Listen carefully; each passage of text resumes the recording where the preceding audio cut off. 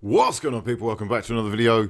My name is hughwizzy and you're watching 90 more back again after Arsenal's 2-0 victory over Chelsea at the Emirates Stadium. And wow, wasn't it intense? Unai Emery, I really do have to salute you because Arsenal needed that.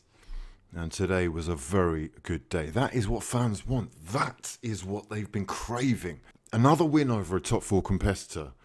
And the manner of this victory, the way that they've won this, made it very, very satisfying. They didn't have a lot of the ball, but they've really worked their socks off. And the initial decisions that Unai Emery's made, the balance of the side, giving Guendouzi and Xhaka the protection of Torreira, freeing Aaron Ramsey up, daring to be that protagonist that he said he was going to be when he first got the gig. And dare I say it, even standing steadfast against Mesut Ozil. Because it worked. And this is his ship now. Sink or swim. I'm the first person to stand up for Mesut Ozil, but he will have been watching today, knowing full well that everybody is happy having just got that 3 points. Everybody worked their arse off, shed blood, tears in Bellerin. They fought for the club, they fought for the fans, for the win, and they worked for their manager today. And Mesut will know that they did it all without him. And that is a win for Emery. And so Mesut really must adapt, because it never looked like we were clinging on. They never stopped fighting for each other, constantly on Chelsea's first touch, never letting them breathe. And they were pressing so high from the get-go that Kepa, David Luiz, Azpilicueta, they're all forced into making errors. Just unable to build from the back in a way that Sarri loves to do so, and is so adamant that is his way. Let's talk about Chelsea briefly. I mean, they've shot themselves in the foot massively today. Here's an Arsenal side who really couldn't afford to lose, and they panicked. And the reason that it's not worked out for Jorginho is the very same reason that it's going to work out so well for Aaron Ramsey in Italy. More time on the ball, much more space. He's going to shine. None of which Jorginho has in London as of yet.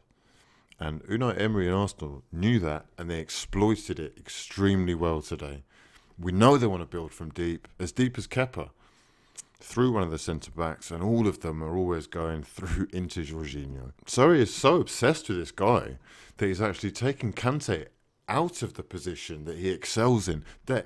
It's a position that he is arguably the best in the world at, just to accommodate a guy who is looking a little bit like a sideways merchant right now. Sometimes a passenger, at best a facilitator, but then to what end?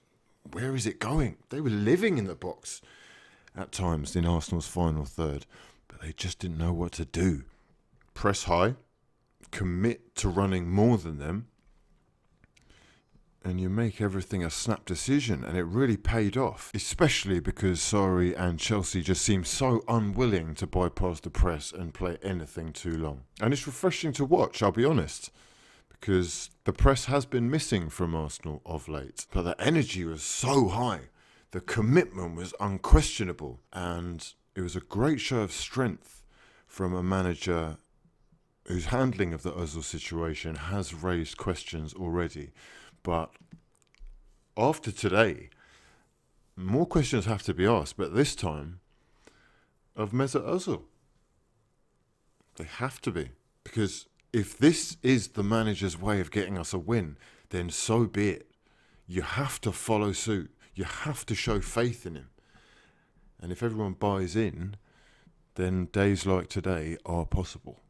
We've played Chelsea at a great time, admittedly, with all the striker stuff going on, but that's no excuse. That's on their manager. That's on Arsenal's approach to a game where they were clear favourites. And that is who we're likely to be against top opposition. 36% possession at home. It's not for everyone. But this is a huge win. Top performance. Absolutely crucial 3 points, where we've rarely looked troubled and probably could have scored about 6, if we're honest, with classic throwback performances from Koscielny and Socrates, looking like a Greek god, celebrating challenges, winning goal kicks. Absolutely legendary. We have someone who likes getting stuck in. And with Guendouzi and Xhaka, given the protection of Torreira, Xhaka doing the systematic fouling to stop the counter, Ramsey occasionally dropping back to help out, and with that freer role, we made life really difficult for them. Aubameyang tracking back to do last-ditch tackles in our own box. And Lacazette, top class. He's already proven himself to be one of the best strikers in the Premier League. First touch of an angel to bring in Bellerin's cross. And the second to take it away from his man before that little stabbed finish into the top corner. Woo! What an effort. And I mean that from the fans as well. A lot was riding on today and everyone played their part. Losing simply was not an option. And it was always going to take a mammoth performance to overcome the favourites. You had to approach this like a final. And they did. But for Chelsea, a bit like Arsenal, and they're slightly more used to it, but they are going through a bit of a transitional phase with a new manager, new players, who still have a lot of convincing to do.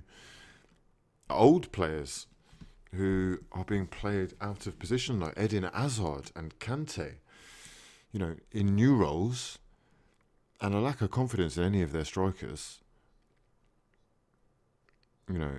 Replacing Diego Costa with Morata was always a big ask of the kid. It's gone from men to boys. It's boys to men, lads. Boys to men.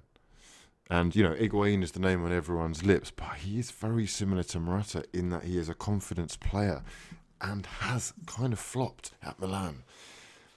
Chelsea look a little bit lost without a striker, though. They're going to need to deal with that. And until they get one in, they're going to be sweating. And what today's done, if anything, is just inspire Arsenal fans after, a little blip, rocky moment or two. And probably also given some hope to the most informed team in the Premier League in Manchester United, as they also find themselves suddenly back in the race for the top four, which is going to be very, very tight. 4 points off third, 3 points off fourth. The whole season could actually end up being defined by the next 6 games, 3 of which are Manchester City, Tottenham and Manchester United. Let me know your thoughts in the comment section below. Subscribe if you're new and drop the video a damn like if you breathe oxygen. For now though, my name is hughwizzy and this has been Crucial.